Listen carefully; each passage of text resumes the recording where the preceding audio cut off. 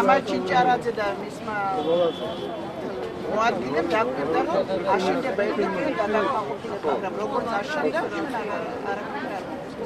შეიყვანეს მისეს ბინა და არ მოეწონა იმ კაცს დაკეთა ყველაფერი მე აქ როგორ ვიცხოვრობ და გაიქცა და დაკეთა კარი.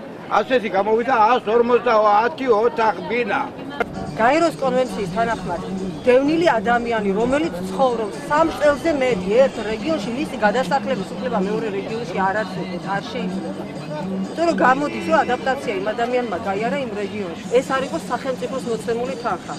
ეს იყო ინვესტორის მოცემული თანხა. ინვესტორს ვინ მიცა მე ეს ხონება? ინვესტორმა იყიდა ადგილი.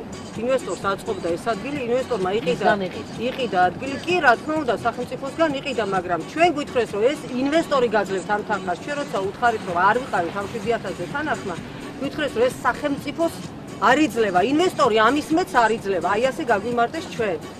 და ამის გარდა იქნება 2009-2012 წლის სტრატეგიული გეგმა იქმნება, რომ აშენდება კომპლექსი გაეროს ეგიდით და თქვენი დაგვაყოფილდებით ბინით.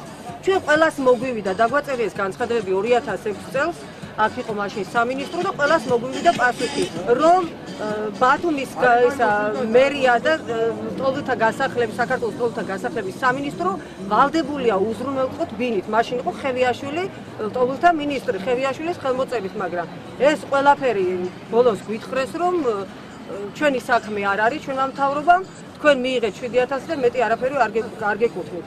ამასაც გადაუსვეს ხაზი. ისიც კი გვითხრა ჩვენ სუბელიანმა, რომ თქვენ უფლება გქონდათ არ გამოსულიყავითო. სადა ქვეყანა მიცის, ჩვენ როგორ გამოგვასახლეს ამ ობიექტებიდან.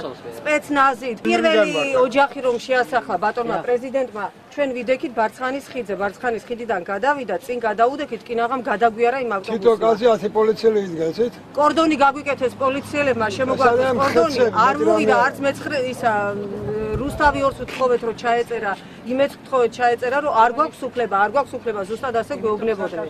მერე მივედით იქ, სადაც იყო ეს ბინები აშენებული, იქ რა თქმა უნდა დაცვა დააყენეს, შიგნით არავინ არ შეგვიშვა.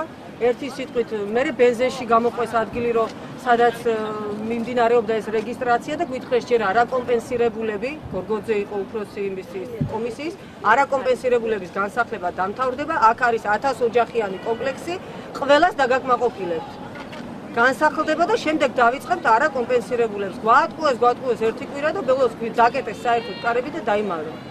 მერე ჩვენ სხვა არაფერი არ დაგვჭირდა და მიმართეთ გაეროს მონიტორინგის ჯგუფს, რომელიც ჩამოდიოდა და აკვირდებოდა თუ როგორ სწორად ხდებოდა განსახლება ამ ხალხის. თხოვდა ზუსტად რომ მოვიდა ის გაეროს ჯგუფი და გაუკვირდა როგორ თქვენ აჭარაში მაცხოვრებელი დევნილები არ ხართ დაკმაყოფილებული, უთხარით არა. აბა ვინ ცხოვრობს ამ კომპლექსში? უთხარით წყალტუბო, ზუგდიდი, ფოთი. არა ყვიროდა ეს კაცი ინგლისურად და როგორ გეკადრებათ, ეს არის აჭარაში მაცხოვრებელი, რეგიონში მაცხოვრებელი დევნილებისთვის აშენებული, იმიტომ რომ ყველა რეგიონში შენდება ესეთი კომპლექსებიო. ახლა თქვენ ყველას ჩაწერის მუდმივი მისამართი აქვს. არ გვაქვს აჭარა, ბათუმი გვიწერია. მისამართი არ გვაქვს საერთოდ. უმისამართო ხალხი. უმისამართო თუ გინდათ განახილეთ. არა, ეჭვი არ მეპარება. ეს ბინები ექსას ვაბი.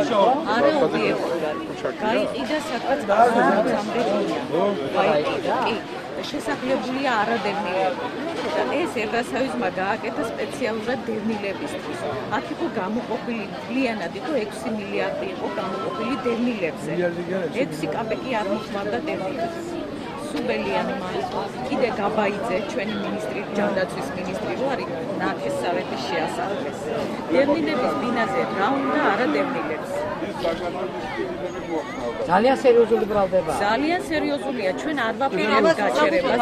ესე იგი ბატონი სუბელიანი მოხსნეს დღეს, მაგრამ ჩვენ სასამართლოში შევიდეთ. მაინც. მაგრამ მანქანები უნდა მიდიდეს საქართველოს. 2 მილიარდი ნახევარი ერთხელ მისცეს ფულის მეტი რა მისცეს ხელისუფლებას. ხელისუფლება წარუდგინა საერთაშორისო ორგანიზაციებს, ამდენი დევნილი მყავს, ამდენი მშიერი, ამდენი სავაჭრო, ამდენი და აუშენო სახები და ფული მისცეს ამგენმა, მაგრამ ეს ფული ზაში ისე იკარგება ყველაფერი საქართველოში თუ რამე შემოდის და ჩვენ ეს მოვითხოვეთ მონიტორინგის ჯგუფიდან.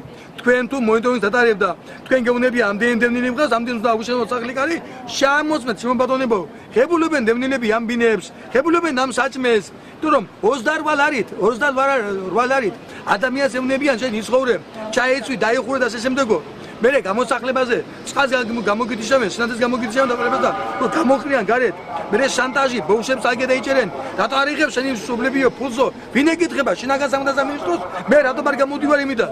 აი ამიტომ მთელი დეგრადაცია და გადაშენებას ყველაფერს ხელის შეგვიწყო ჩვენ ამ ხელისუფლებამ. всё. თქვენ გაგიმართლათ, იცით, გონი პრეზიდენტია რაღაცა აქ, იმიტომ გადაიკეტა ნახე. მაინც არ მოვა. არც ერთი მანქანა არ მოძრაო.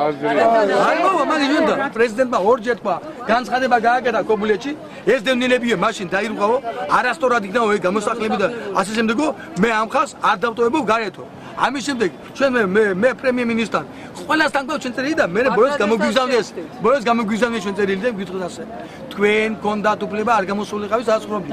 და როცა გამოდიდო, კაცო, თელმა მსოფლიომ ნახა როგორი გამოსახლება იყო, რა ამბავი იყო და ეს ხო აბსოლუტური რაღაცა არის. დღეს გვაქვს იმედი გვაქვს, ეს იმედი გვაქვს, იცი? იმიტომ რომ ახალი ხალხი მოდის, ჩემო ბატონო, და ეს ბატონი იმდო წაბრძადნენ. ეგენი არიან პოლიტბიურო წევრები, რომელიც 20 წელიწად იქნიან მე ერთ სკამზე და ამბად გონიათ რომ ამის ირბი მაგათი მეტი ამ ქვეყანაზე პარლამენტარები არავინ არ არის. წაბრძანდნენ ბატონო. ეს ივანიშვილი მოვადო, მართლა კოალიცია მოვიდა. საღადაზონეს, მოვიდა ხალხისთვის. ხალხის გულისცემა, მაჟისცემა ესმის. ჩვენ მაგათ მივესალმებით, ვინც ჩვენსკენ ჩვენ გაჭირებას გუჩი ახლოს მიიტანს. და всё, ამიტომ ამგენმა მოგე დაწერეს წერილი. მაგრამ წერიზე ხელი არ მოუწევია და ჩვენ მაწეთ უკვე წერილს რომ კარგად იყავით ბიჭებო.